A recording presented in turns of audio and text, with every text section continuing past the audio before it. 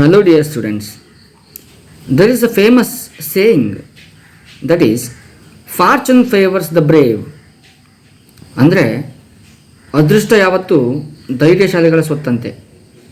ಹಾಗಾದರೆ ನಮಗೆ ಅದೃಷ್ಟ ಇರಬೇಕಂದ್ರೆ ನಾವೇನಾಗಿರಬೇಕು? ಧೈರ್ಯಶಾಲಿಗಳಾಗಿರಬೇಕು.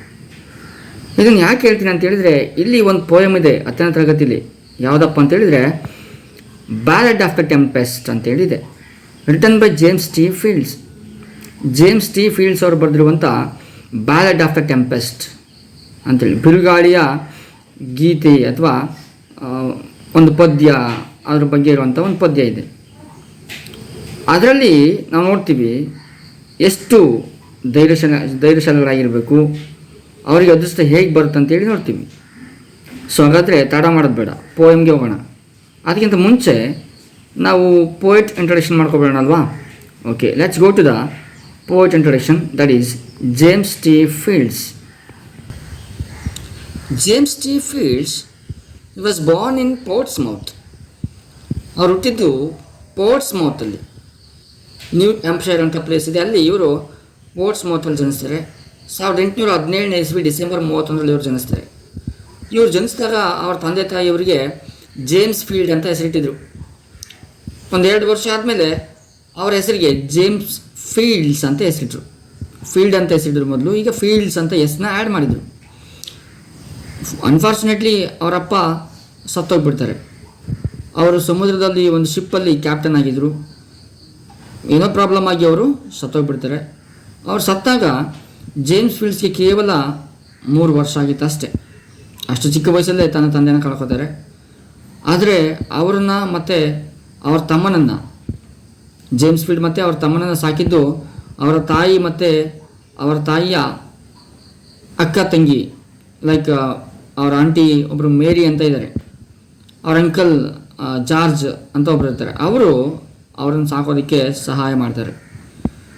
ಹೀಗೆ ತುಂಬ ಚಿಕ್ಕಂದೆಲ್ಲ ತಂದೆ ಕಳ್ಕೊಂಡಿದ್ರಿಂದ ಇವರು ತುಂಬ ಚಿಕ್ಕ ವಯಸ್ಸಿಗೆ ಜವಾಬ್ದಾರಿ ತೊಗೋಬೇಕಾಗತ್ತೆ, ಮನೆಯ ಜವಾಬ್ದಾರಿ ತೊಗೋಬೇಕಾಗತ್ತೆ. ಅಂದರೆ 14ನೇ ವಯಸ್ಸಿಗೆ ತಾವು ಕೆಲಸವನ್ನು ಹುಡುಕಿ ಹೋಗ್ತಾರೆ. ಅಲ್ಲಿ ಬೋಸ್ಟನ್ನಲ್ಲಿ ಇವ್ರಿಗೊಂದು ಕೆಲಸ ಸಿಗುತ್ತೆ, ಪಬ್ಲಿಷರ್ ಕಾರ್ಟರ್ಸ್ ಆಗಿ ಮತ್ತು ಹೆಂಡಿಯಾಗಿ ಇವರು ಕೆಲಸವನ್ನು ಮಾಡ್ತಾರೆ ಬುಕ್ ಸ್ಟೋರಲ್ಲಿ. ನಂತರ ಇದಿಷ್ಟು ಅವರ ಬಾಲ್ಯ ಮತ್ತು ಅವರ ಜನನದ ಬಗ್ಗೆ ಇರುವಂಥ ವಿಷಯ, ಅವರ ಪರ್ಸ್ನಲ್ ವಿಷಯಗಳ ಬಗ್ಗೆ ಬಂದಾಗ ಇದಿಷ್ಟು. ಇನ್ನು ಅವರು ಕವಿ ಆದಮೇಲೆ, ಬರಹಗಾರ ಆದಮೇಲೆ ಏನೆಲ್ಲ ಮಾಡಿದರು, ಎಷ್ಟೆಲ್ಲ ಮಾಡಿದ್ರು ಅಂತೇಳಿ ನಾವು ನೋಡಬೇಕಾಗತ್ತೆ. ಅವರು ಮೊದಲನೇ ಬಾರಿಗೆ 1837 ಇಸ್ವಿಗೆ ಮೊದಲು ಅವರು ತಮ್ಮ ಕೃತಿಗಳನ್ನ ಪಬ್ಲಿಷ್ ಮಾಡ್ತಾರೆ, ಒಂದು ಪೋರ್ಟ್ಸ್ಮೌತ್ ಜರ್ನಲಲ್ಲಿ ಪಬ್ಲಿಷ್ ಮಾಡ್ತಾರೆ. ಆಮೇಲೆ ಮತ್ತೆ 1838 ಇಸ್ವಿಲಿ ಒಂದು ಪೋಯಮ್ನ ಹೇಳ್ತಾರೆ, ಇಲ್ಲಿ ಡೆಲಿವರ್ ಮಾಡ್ತಾರೆ, ಇಲ್ಲಿ ಪ್ರಸ್ತುತಪಡಿಸ್ತಾರೆ, ಆ್ಯನಿವರ್ಸರಿ ಪೋಯಮ್ ಅಂತೇಳಿ. ಅದನ್ನು ಮಾಡೋದು ಬೋಸ್ಟನ್ ಮರ್ಸೆಂಟೈಲ್ ಲೈಬ್ರರಿ ಅಸೋಸಿಯೇಷನ್, ಅಲ್ಲಿ ಇವರು ಮಾಡ್ತಾರೆ. ಅಲ್ಲಿ ಅವರು ಒಬ್ಬ ಪಬ್ಲಿಷರ್ ಆಗಿ ಕೆಲಸ ಮಾಡ್ತಿದ್ರು, ಎಸ್ಸೇಸ್ಟ್ ಆಗಿ ಪ್ರಬಂಧಕಾರರಾಗಿ ಕೆಲಸ ಮಾಡ್ತಿದ್ರು, ಮತ್ತು ಒಬ್ಬ ಕವಿಯಾಗಿ ಕೂಡ ಇದ್ದರು.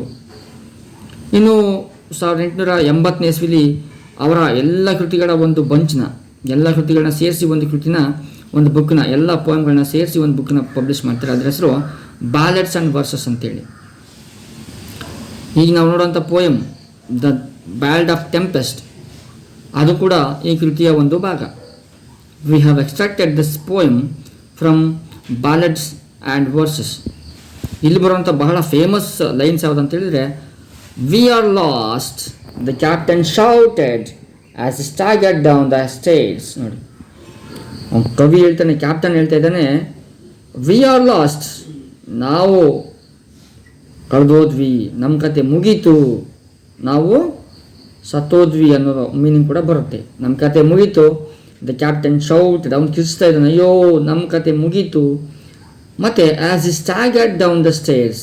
ನೋಡಿ, ಸ್ಟಾಗರ್ ಮೀನ್ಸ್ ಅವನು ನಡುಕೊಂಡು, ತನ್ನ ಕಾಲುಗಳು ನಡುಗ್ತಾ ಇದ್ದಾವೆ, ನಮ್ಮ ಕ್ಯಾಪ್ಟನ್ನ ಕಾಲುಗಳು ನಡುಗ್ತಾ ಇದ್ದಾವೆ, ಅವನು ನಮ್ಮ ಕತೆ ಮುಗೀತು ಅಂತೇಳಿ ನಡುಗ್ತಾ ಕೆಳಗಡೆ ಇಳಿದು ಬರ್ತಾ ಇದ್ದಾನೆ. ಸೊ ಇಲ್ಲಿ ಈ 2 ಲೈನು ಬಹಳ ಫೇಮಸ್ ಆಗಿರೋಂಥ ಒಂದು ಪೋಯಮ್ನ ಲೈನ್ಸ್ ಆಗಿದ್ದಾವೆ.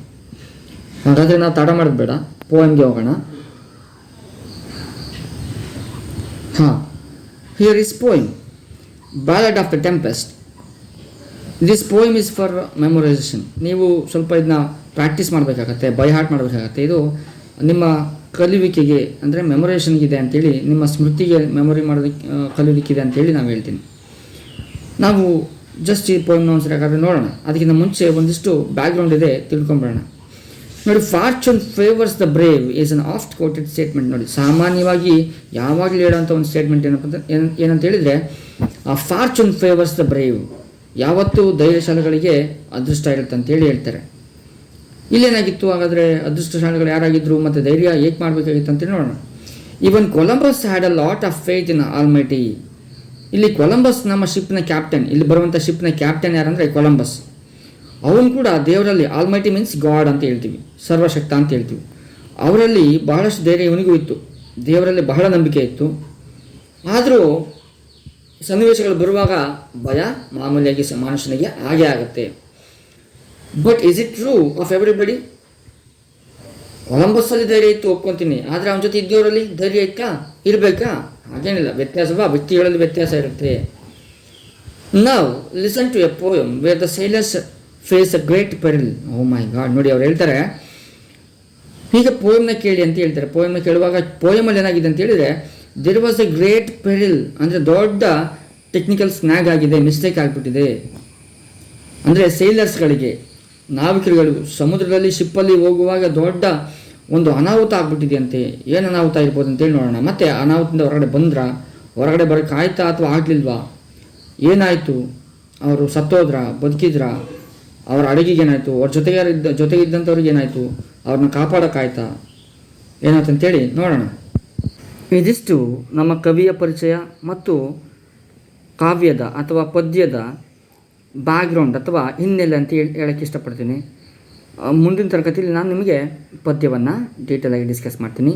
ಅದಕ್ಕಾಗಿ ನನ್ನ ಚಾನಲ್ನ ಫಾಲೋ ಮಾಡ್ತಾಯಿರಿ, ಸಬ್ಸ್ಕ್ರೈಬ್ ಮಾಡಿ, ಬೆಲ್ ಬಟನ್ನ ಟಚ್ ಮಾಡಿ. Thank you.